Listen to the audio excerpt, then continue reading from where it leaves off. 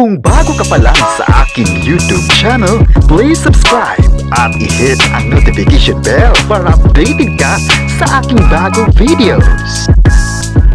Vice ganda, may pasabog na naman sa publiko. Ano pa kaya ang abangan sa kanya sa It's Showtime? Ang buong detalye, alamin!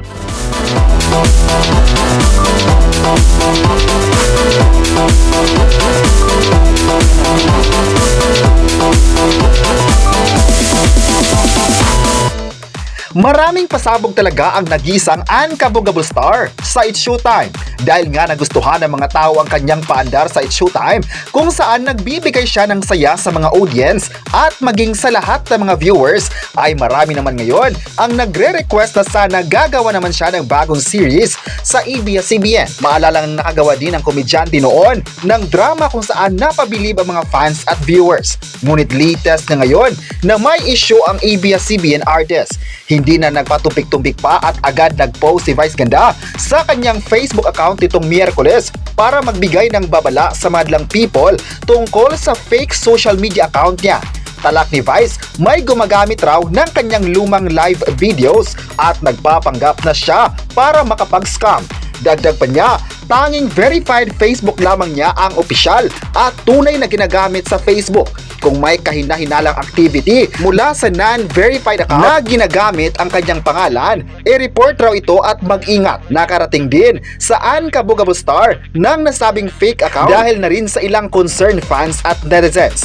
Ang nakakaluka, pati mga old videos ng comedian host ay gamit na gamit ng nasabing fake account para mapaniwala ang followers nito. Bago pa lang ang nasabing fake account na Mimi Vice. Na-create ito nung Martes pero meron na siyang 1K followers at marami na rin ang nag-share ng peking FB account na ginagamit pang scam. Mababasa rin sa comment section na may personal message ang nasabing account sa mga follower niya na nagkomento. Nakakabahala raw ito dahil pangalan at mukha ni Vice Ganda ang ginagamit sa pag-i-scam. Natural na tumalak agad si Vice bago pa may makuhanan ng datong ang scammer.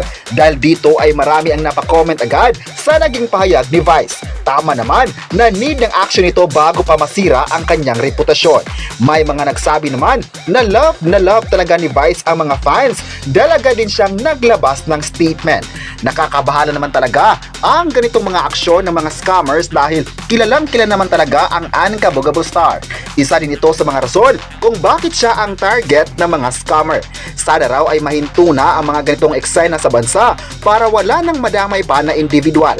Marami naman talaga ang nagbigay ng suporta kay Vice Ganda dahil alam nilang ang kanilang idolo ay mabait at totoo. Kayo, ano ang masabi nyo na may pahayag si Vice Ganda sa lahat? I-comment na kung bagay ba siya sa It's Showtime at huwag kalimutang i-subscribe ang ating YouTube channel.